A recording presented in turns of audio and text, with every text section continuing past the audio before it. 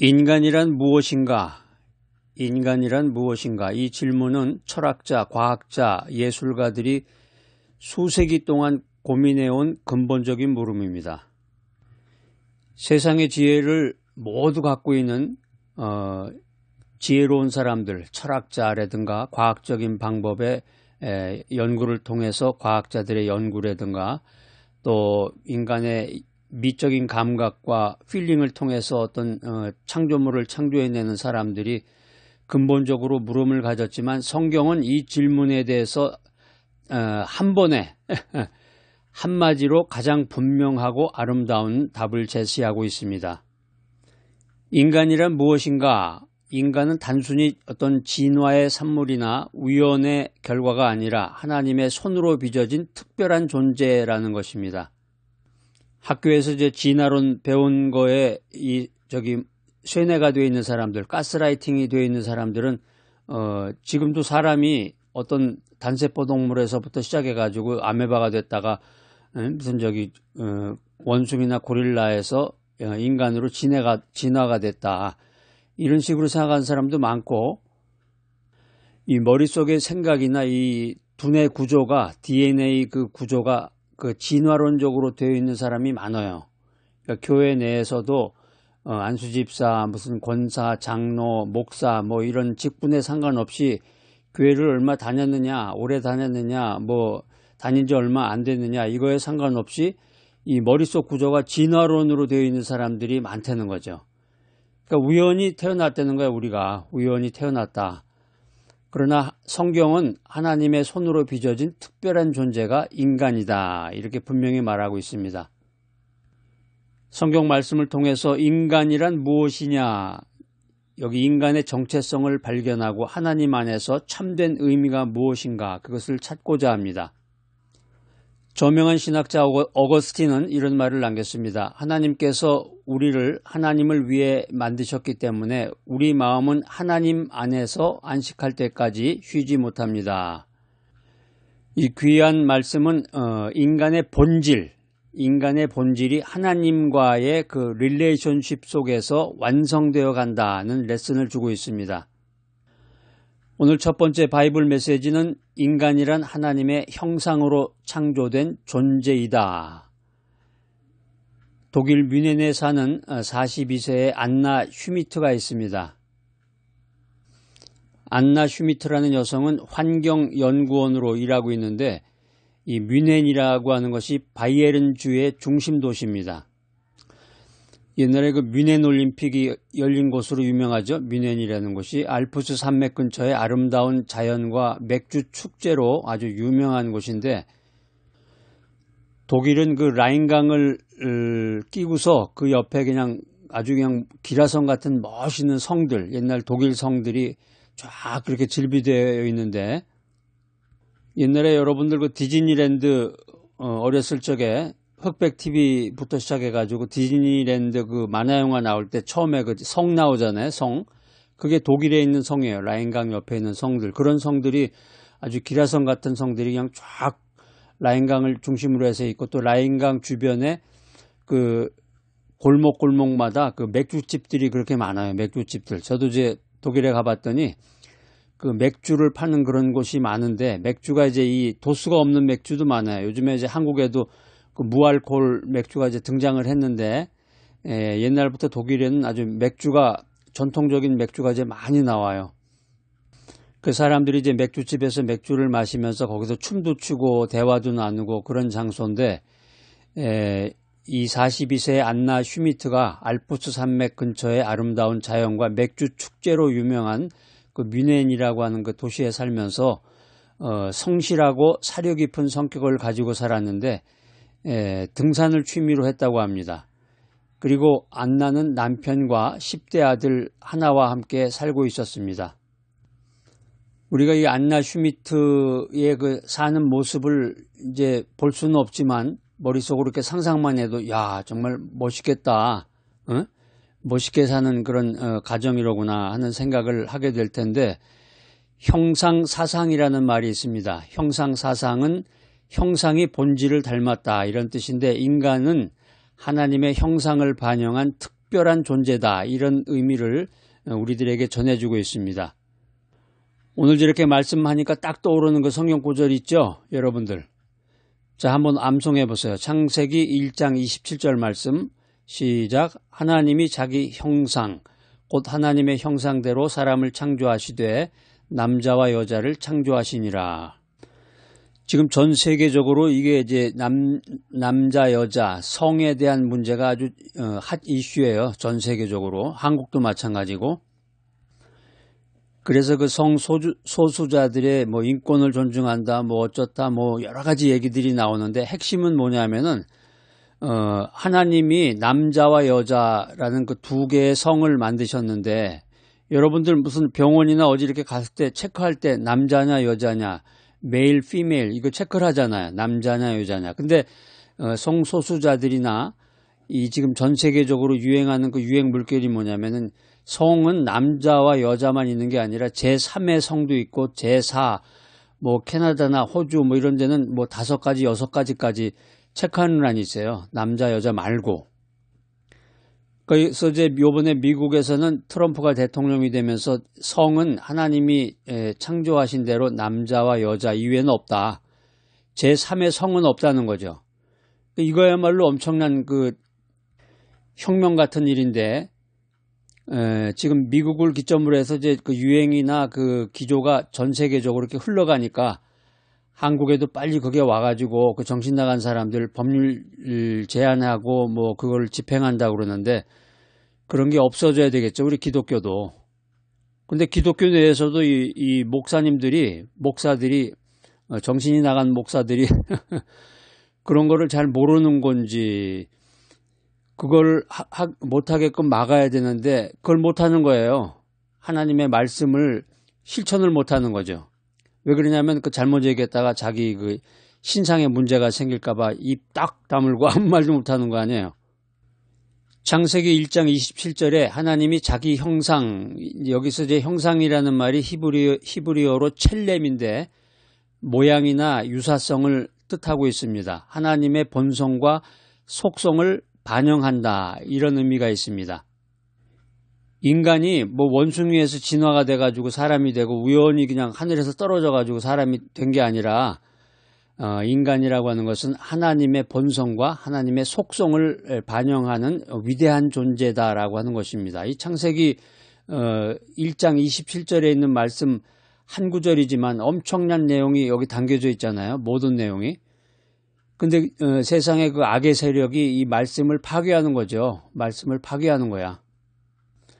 그러니까 여기에 대해서 이런 것을 가지고 법률을 제정하거나 이거를 집행하려고 그러는 사람은 악의 세력이야. 악의 세력. 사탄 마귀의 친구쯤 되는 건지. 악의 세력인데 그거를 성경의 본질에 반하는 것을 말도 못하고 그러면 그대로 실천을 할 건가? 창세기는 이제 그 하나님이 이제 우주와 인간을 창조하신 과정에 대한 기록인데 여러분들이 이제 어떤 그 인간의 시초, 인간의 시작이나 세상의 시작에 대해서 관심이 있는 분들은 창세기를 읽으면서 연구하시면 됩니다.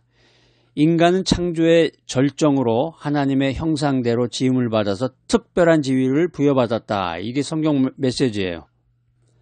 존 칼빈은 인간이 하나님의 형상대로 창조되었다는 것은 도덕성, 이성, 영적 능력을 부여받았음을 뜻한다고 말하고 있습니다.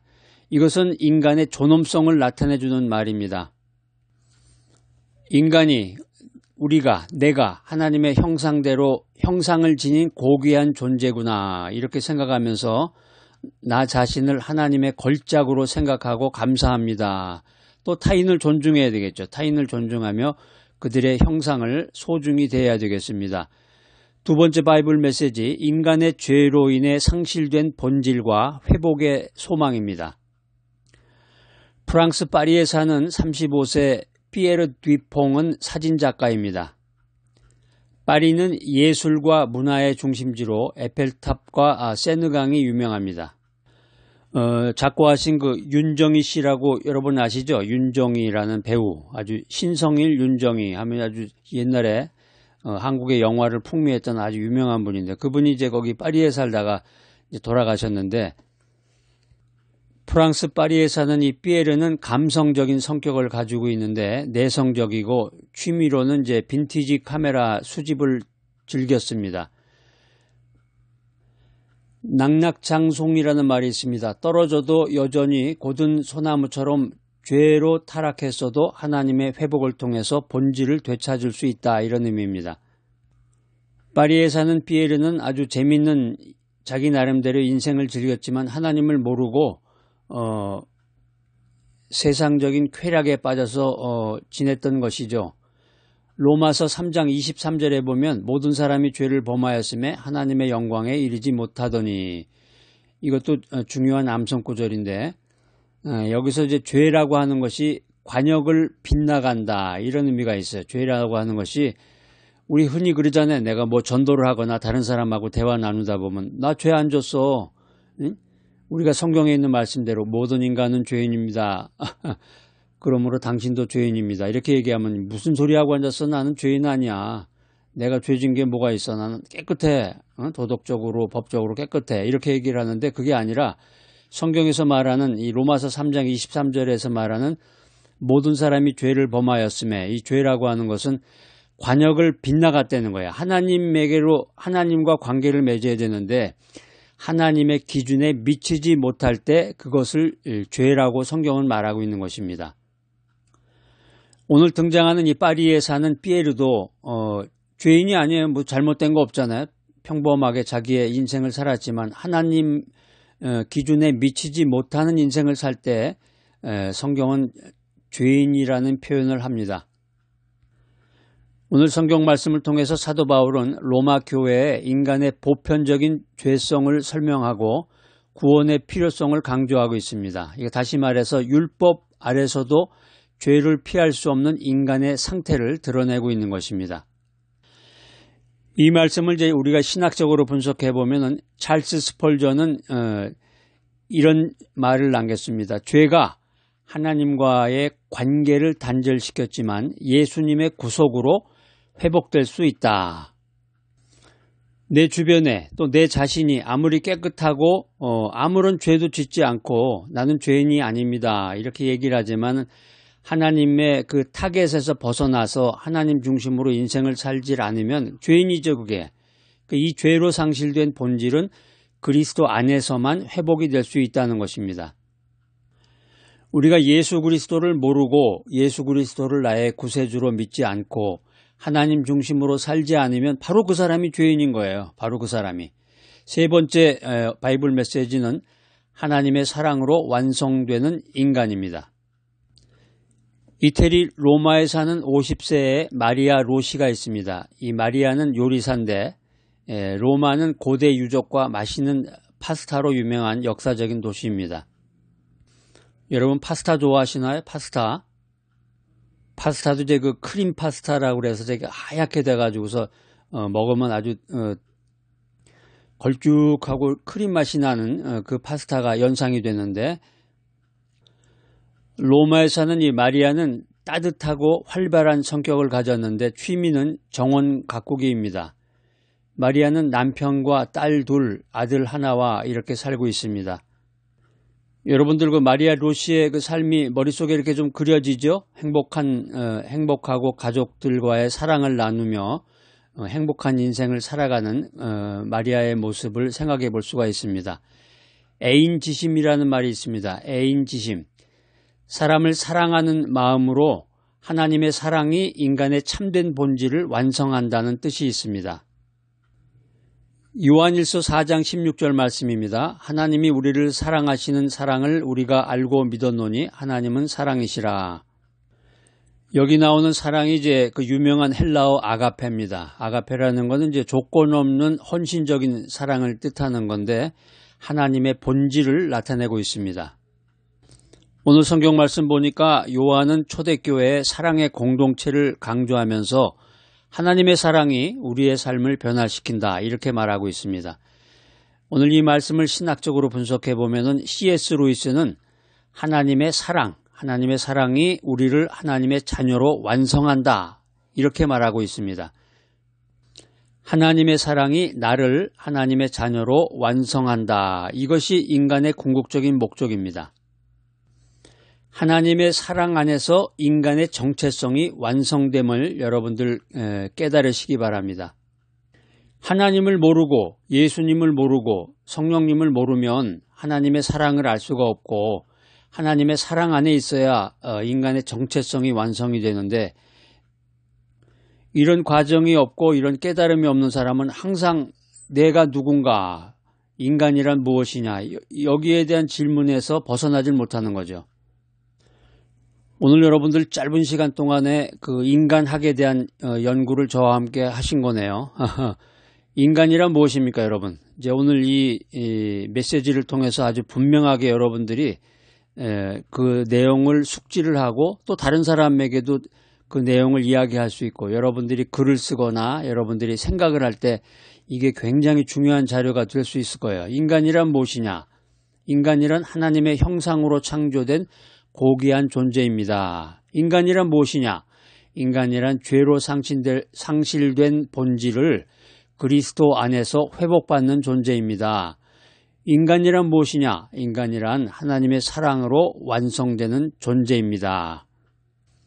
어떠세요, 여러분? 이 세 가지 진리를 통해서 인간이란 무엇인가에 대한 아주 명확한 답을 우리는 받았습니다. 자, 오늘 이 귀한 메시지 들으시는 여러분들, 우리의 삶이 하나님의 손길로 빚어진 걸작임을 기억하며 하나님 안에서 참된 정체성을 가지고 살아가시기를 축복합니다.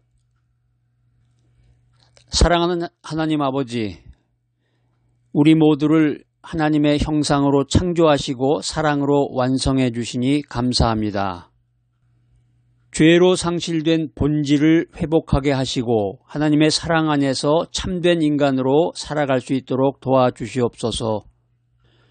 우리가 인생을 살아가는 우리의 삶이 하나님께 영광이 되게 하여 주시옵소서. 예수님의 이름으로 기도드립니다. 아멘.